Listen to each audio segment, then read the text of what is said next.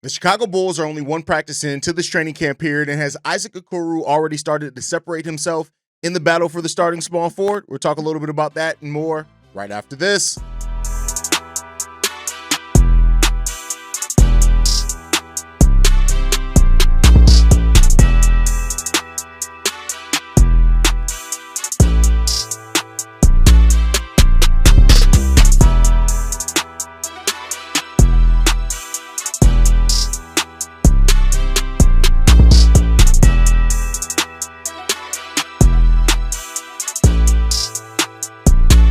What's going on, Bulls fans? Welcome to another episode of Chicago Bulls Central, your number one spot for everything Chicago Bulls related. I'm the host there, Hayes, but more importantly, you guys can follow the channel at Bulls Central Pod on every social media platform we happen to be on. With that said, let's go and get into this content for today, y'all. And the question that we have here, quick, not a full episode, just a quick episode for those that are new to the channel. You will find that around training camp time, when we get news from practice, we drop emergency videos here.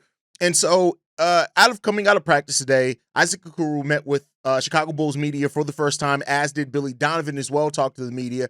And it seems like Isaac may already be maybe separating himself here in the small forward battle. Now, Billy Donovan talked about Isaac Okoro and how he's there to help establish a tone and to set an example for the players. He talked glowingly about Isaac Okoro's ability to draw charges, of course, the defensive abilities there, and just the physicality that they alluded to on media day of why the reason they wanted Isaac Okoro to come to this team. And so, here's the thing. We also got a clip of him drawing a charge on a Julian Phillips to Dalen Terry lob, which he's already sacrificing his body. The players all clapped and, came to him when that happened. And, I think that that's indicative of exactly the tone that they want to set. And for what it's worth, Isaac Okoro also, who was interviewed after practice, and he talked about how, like, when you see guys draw charges, you want to draw charges. He said if you see Modest make a play, that makes everybody want to make a play. And so it seems like Okoro has come in here with the right mindset. And he was actually asked about starting, and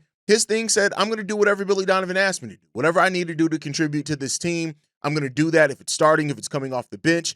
But the fact that Billy Donovan, after the first practice, talks so much about Isaac and that being the focus of what he could potentially bring to this team, it does give off that maybe he's a little bit ahead of that starting small forward battle. Now, it's the first practice. For all we know, that, it could be something that, they wanted to do today to kind of get a feel for him, get him acclimated to the team. And we could hear things over the next couple of practices that Kevin Huerter stood out, that anybody else stood out. So, take that with a grain of salt for right now. But it seems like on the first day of practice for the Chicago Bulls is that Isaac has already made an impression on this team and in the teammates. And that also goes to the fact that they've had the unofficial practices and workouts together over the last, week plus that they've been doing this and working out together. He's been a part of that. So it was gotten over some of that curve there for it. And, the Bulls want to get better defensively, but outside of just defense, they want to get better with the physicality.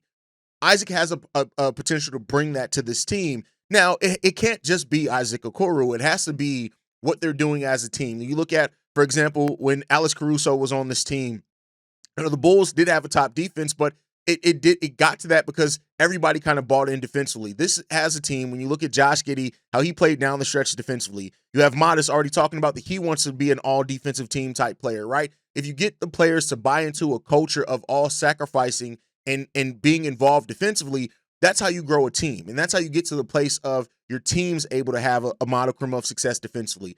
I doubt the Chicago Bulls team is all of a sudden going to go from where they were last year, fluctuating between 22nd and 19th, to a top 10 defense. But they did finish the season with a 12th, overall defensive rating. So, the last month of the season, they finished at 19th.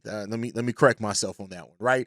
So it still gives them, if everybody's bought in. And one thing that we saw is that when the Bulls started playing better in that stretch and the offense was flowing, they gave much better effort as a team defensively. And so you want to see that continue for this team overall. And so, we'll see. Again, it's just the first practice. Isaac's contributions, especially being some new energy to this team, could be what stood out for that reason.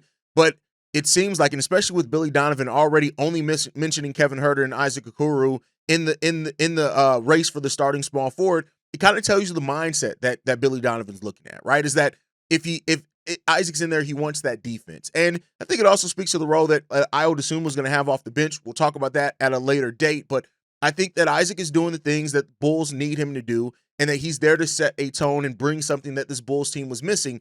And through that sacrifice and through that consistency, you can get other players to buy in and recognize what they need to do to continue to be able to excel as a team as well and get better overall defensively. It's going to take a team effort to get better defensively, and so we'll see what's going to happen there. I mean, for what it's worth as well, no slight to Kevin Huerter. Like, he was pretty solid defensively last year for the Bulls as well. He just doesn't have the history and kind of proven of being a consistent defender like Isaac Okoro is. Now, some people have raised some legitimate concerns. Okoro was a role player on that Cleveland Cavaliers team, but I think he was initially brought in there to be the starter and kind of be, the middle guy and bring defense to that. They just ended up getting somebody who was kind of better at all the things that he did, and he ended up losing that position. So, we'll see what he brings.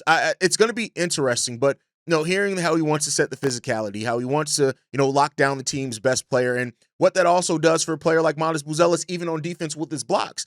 If you have a player like Isaac who can guard the other team's best opposing player and provide some tough perimeter defenses on switches and things like that, that slows them down, which could put like a player like Modest in a position to get even more blocks and, and take the advantage there defensively. So we'll see how this acquisition helps the Bulls. So far, the 1 day of practice, that's really good. Some other kind of practice notes is that Billy Donovan kept one unit on the floor, and then the other unit, he was swapping guys in and out. And that first unit that didn't get any subs was exhausted. But it just goes to show that the Bulls are still looking at their pace being a tool for them next season. And I think that's right. Every team that wins games consistently has a thing that's them. Some of it is scoring. Some of it's three-point shooting. Some of it is that they can throw a lot of defensive switches and different lineups at you. They can go to the zone defense, right? And if the Bulls' pace and their conditioning is something that they use to wear other teams down, that is a competitive advantage. That is something that you could do. Now, I will say with this, we heard almost throughout media day, for those that watch other teams' media days, so many teams are prioritizing being able to go 8 or 9 deep, which is crazy because, Arturo said that 9 or 10 deep, really good players, but it seems like everybody's kind of this season, there's always kind of a buzz thing, right? That you see teams talk about on media days. Sometimes it's defense, sometimes it's three-point shooting, sometimes it's pace.